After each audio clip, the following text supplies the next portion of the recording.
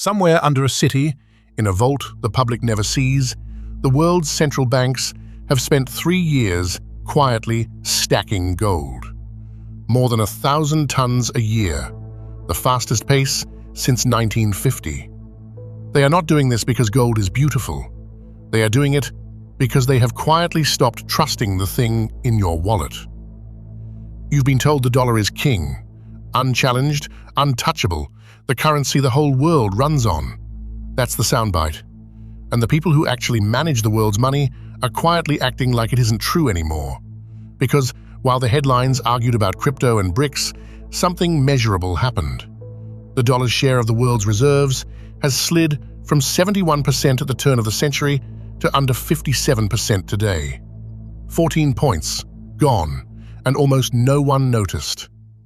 So here's what's really happening, and it's neither of the two stories you've heard. The dollar is not collapsing, and no rival has replaced it. What's happening is quieter, and in a way more damning. The smartest, most conservative money on earth, the central banks that hold the world's savings, is hedging against the dollar, buying insurance. Not a crash, a vote of no confidence you can measure in tons. And to understand it, you have to follow the dollar's own story, how it earned a privilege no other money has. The day that privilege became a weapon, the metal the world quietly ran to instead. How far that quiet retreat has already gone, and why, even if the dollar stays on top for decades, it lands on you. 5 steps, 1 slow shift. Because get this wrong, and you'll keep believing your dollars are as safe as they've always been, while the institutions that hold them are quietly buying protection against exactly that assumption. Start with what the dollar actually is. Not just America's money, the world's. When a Brazilian company trades with a Korean one, they very often settle in dollars. Oil, debt, savings. The planet keeps score in dollars. That gives America a privilege no other country has. The world is so hungry for dollars that it lends to the United States cheaply and endlessly, which is how Washington carries a national debt now approaching $40 trillion, more than the economies of China, Japan, Germany, and Britain combined. And still, the world keeps buying. The dollar is over 57% of global reserves, nearly 3 times the euro behind it. On paper, the king looks untouchable. Then, one morning in 2022, the world saw the catch. February 2022. Within days of Russia invading Ukraine, the United States and its allies froze roughly $300 billion of the Russian central bank's reserves. $300 billion, about the size of Finland's entire economy, locked not over months of legal process, but in a matter of days. Now, most of the world agreed with why, but every central banker on Earth drew the same private lesson. The dollars in your reserves are only yours until the country that prints them decides otherwise. The world's safest asset had just revealed it came with an off switch, and someone else's hand was on it. The question every reserve manager started asking, what do you hold that can't be switched off? They already knew the answer. Gold. It sits in your own vault, on your own soil. It answers to no foreign government and has no off switch. And so, the run began. For 3 straight years, 2022, 2023, 2024, central banks bought more than 1,000 tons of gold a year, the heaviest buying since 1950, back when records began. And they are not finished.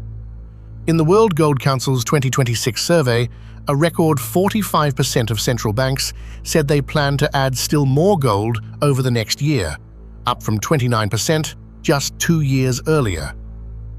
The demand was so relentless that gold tore to an all-time high near $5,600 an ounce this January, roughly 3 times what it cost before the buying wave began. A record-breaking run that has since cooled, but a run all the same. The metal the modern world was supposed to have outgrown is suddenly the asset it trusts most. And that's the moment this stops being a story about gold at all. Because money, all of it, is really just trust, written down. A dollar is worth something only because everyone agrees it is. What the world's central banks are quietly telling you is that they want some of their savings in a form that doesn't depend on trusting Washington. That's not a metals trade. It's a hedge against the dollar's deepest asset, its credibility. So how far has that hedge Actually gone? Far enough to show up in the record books. By one official measure, the one that counts gold itself as a reserve, gold has now quietly overtaken the euro to become the world's #2 reserve asset. Read that carefully, because it's the whole story in one line. Not the dollar. The dollar is still #1, and not close. Gold passed the euro. This isn't the dollar being dethroned. It's the world quietly building a backup plan. You can even see it in who funds America. Foreigners still hold more US government debt than ever in raw dollars, but central banks are now a shrinking slice of who's willing to. Not a sell-off, a slow, deliberate step back. And here is where it reaches you. When the world needs the dollar a little less, the dollar is worth a little less. In 2025, an index of the dollar against other major currencies fell about 10%, its worst year since 2017. That sounds abstract until you remember what a dollar does for you. A weaker dollar quietly raises the price of everything America imports. The electronics, the cars, the coffee, the overseas trip. It is a tax nobody votes on, paid in the slow erosion of what your money buys abroad. The world's hedge against the dollar doesn't stay in a vault. It shows up at your checkout. But here's what both sides of this argument get wrong. The gold bugs say the dollar is finished. The defenders say nothing has changed at all. They're both wrong. Nothing dramatic is happening, and that is exactly the point. The dollar is still #1, still nearly 3 times the euro, still the currency the world can't function without. A collapse is not the risk. The real shift is subtler and harder to undo. For the first time in 50 years, the people who manage the world's money no longer treat the dollar as unquestioned. They've started buying insurance they never used to need. And insurance, once you start buying it, is very hard to stop. Because a reserve currency Is the deepest privilege a country can hold. It's what lets America borrow $40 trillion at rates no one else on Earth is offered. You don't lose a privilege like that in a single crash, on a single morning. You lose it the way you lose anything slowly.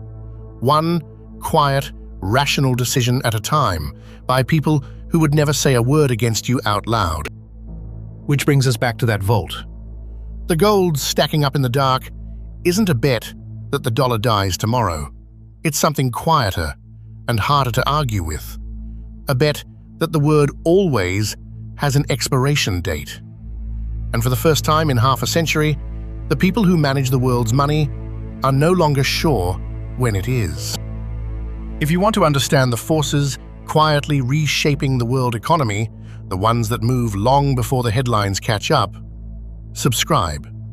We follow the money so you can see it coming.